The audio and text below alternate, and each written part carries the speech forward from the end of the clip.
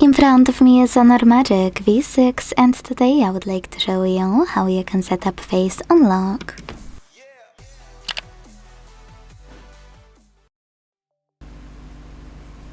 Begin by launching Settings and scrolling to click on Biometrics and Password. Then choose Face Recognition and enter your current login method. Now, tap on Enable Raise to Wake to switch it on or turn it off, and hit Get Started at the bottom right corner.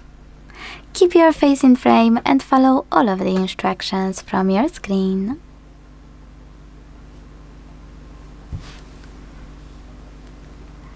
Then choose Enable or Later.